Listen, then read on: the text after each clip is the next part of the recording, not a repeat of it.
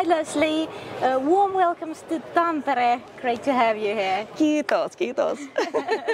Yes, you shared that you have lived in Finland also, right? Yeah, 11 vuotta. Oh, Espoossa, wow. joo.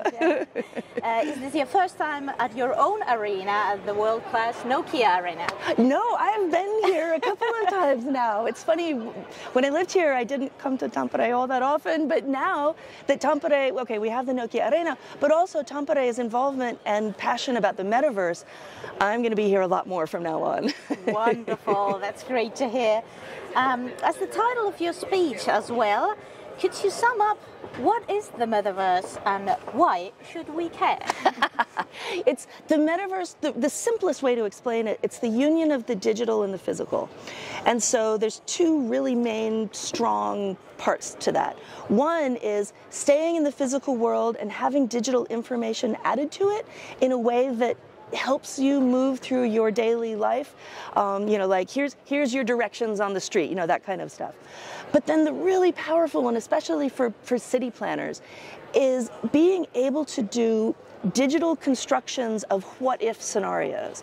And so if you're going to make some kind of big change in the city, what if we have a tram and it runs through the streets, and being able to create that digitally in a way that people can experience and not just imagine themselves, but literally see it. And having a tool like that for the city council people, but also being able to make that open to the wider public.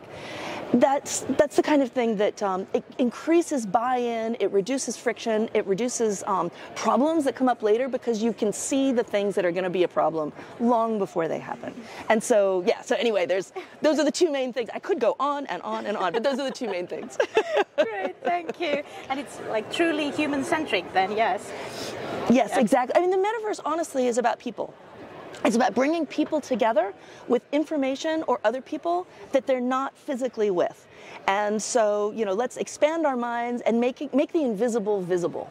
Whether it's a person far away, make them visible to you here and now, or information about the stuff around you, let's make that visible so you can act on it. Beautiful.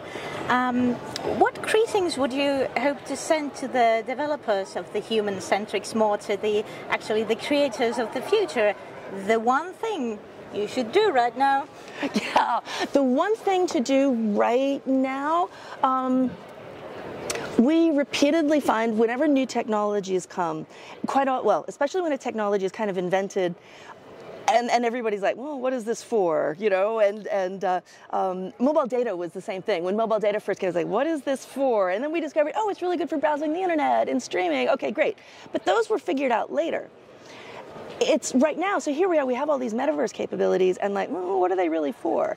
And some of the best ways to understand the potential is to get these new technologies into the hands of experts in various industries and in city planning.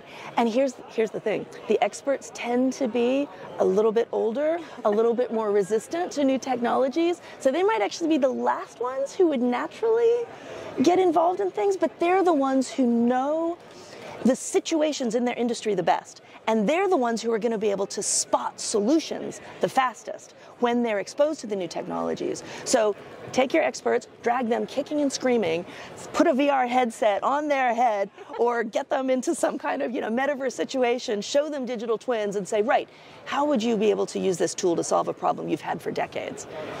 That's the best way to discover the really powerful use cases that we can't even imagine. Wonderful. Let's all do that.